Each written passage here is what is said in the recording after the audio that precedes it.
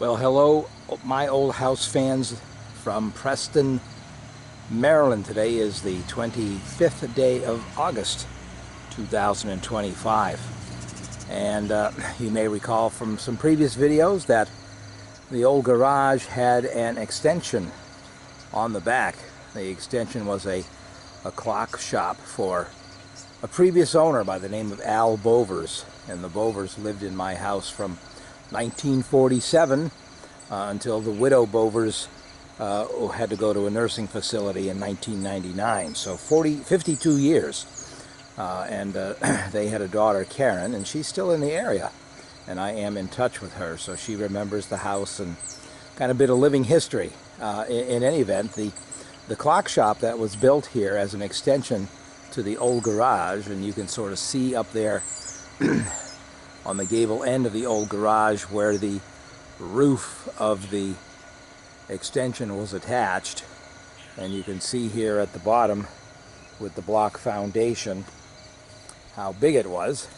It's about 13 to 14 feet wide and about 25 feet deep, so it made a good storage space for all of the junk that I've been collecting and rearranging over the course of the past couple of years. But the building itself was in terrible condition.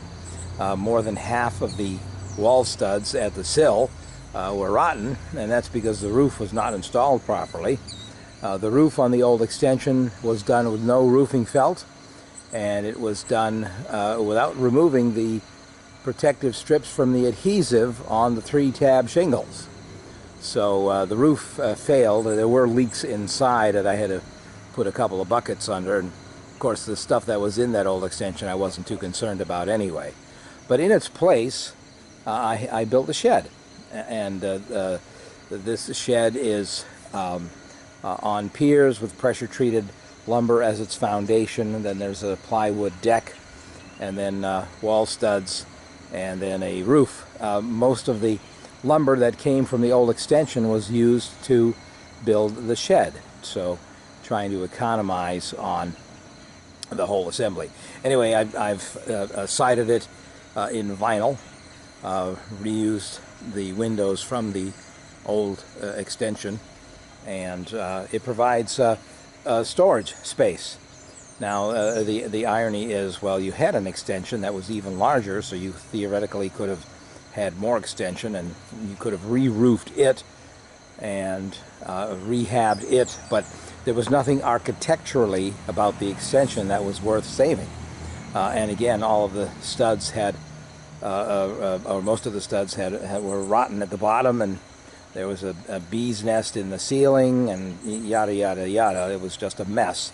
So I tore it down, and in a previous video I indicated that on top of the block foundation for the old extension, I'm going to use red brick as a topper to kind of finish it off. And of course the grass or weeds will eventually grow in, and everything will be fine. The other thing you may have noticed when I panned over to the old garage was all the piles of junk have been moved, and I moved some of the finished concrete masonry units here, kind of tucked out of the way, and the big pile of old antique bricks is there, along with a bunch of broken concrete pavers that are going to get recycled, and then I've got a pallet of stone, which I will keep. So the shed is useful in a couple of regards. One, it's watertight now. The roof is correctly done, and I've got some storage space inside here, and hopefully the camera will adjust. And I set up racks and have sorted my lumber here.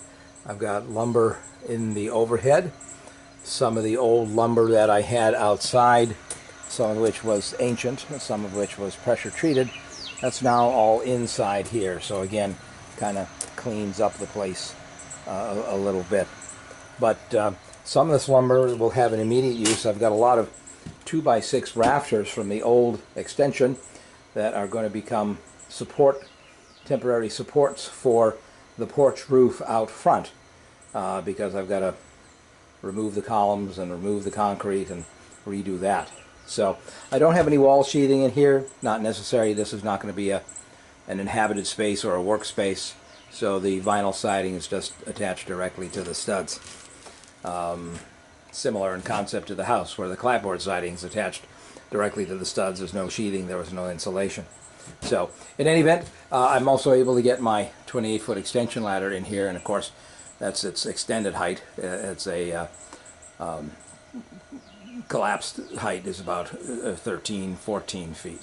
So in any event, I've got the racking set up, and all this lumber was in the old garage. So that freed space in the old garage, and I was able to move a rack and some old lower cabinets to the wall, so it gives me a lot more space in the old garage. So that's the story of the shed. And of course the shed is 8 feet wide and 16 feet long, so deliberately sized to take advantage of multiples of modern lumber, although it's a little shorter because again the studs in the old extension I had to cut off the bottom. So I've got a 7-foot height here at the plate, and then about a 412 pitch roof, so I get a little area overhead to store. But in any event, it is solid, it's watertight, I have light inside, and I still have room. So once I start using up some of this lumber in the house, and for the temporary porch supports, I'll have even a little bit more room. I can put lawnmower and wheelbarrows in here and get those items out of the pole building. So it's all about efficient use of space. Try to be organized. You know, I have my old trim with old trim.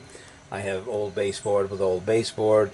I have 2x lumber down at the bottom, and you know, odds and ends of casing and short pieces of scrap wood and long pieces of scrap wood of a unique type overhead. So that has been a very useful addition. The old clock shop was probably built without a permit. There's no record in town of a permit being pulled for that. Of course, that was probably done in maybe the 60s. But I did get a demolition permit for it, so that was permitted. This shed, per the town regulations, is small enough. Again, it's only 8 feet wide, 16 feet deep, so that's 128 square feet. So that is smaller in area than is required to get a building permit for a shed. So, but again, it's a decently constructed shed, and it looks okay. Under the deck is excavated, so the joists are several inches above the earth. There's flashing all around the bottom. It's pressure-treated lumber, and I filled in the space of the old foundation with the gravel, so it has a nice, clean appearance. So what I wanted to do with the roof, again, it's a 412 pitch, not too steep, which made it easier to construct and easier to put the shingles on. It's similar in pitch to the pole building, and it's not similar in pitch to the old garage, which is probably a 10-12 or 11-12 pitch. And but I wanted the slopes of all three buildings' roofs to be on the same side, so that's why I oriented the shed that way, so that the roof pitch slope is similar to the old garage and similar to the pole building. So that's the story of the new shed, which is now fully functional, and made some doors, which got painted. Everything is somewhat rustic, which is fine. Again, it's a shed, and you know, from afar it looks fine, and even up close it looks fine, but it's a shed, so it's not designed to make an architectural statement in this location.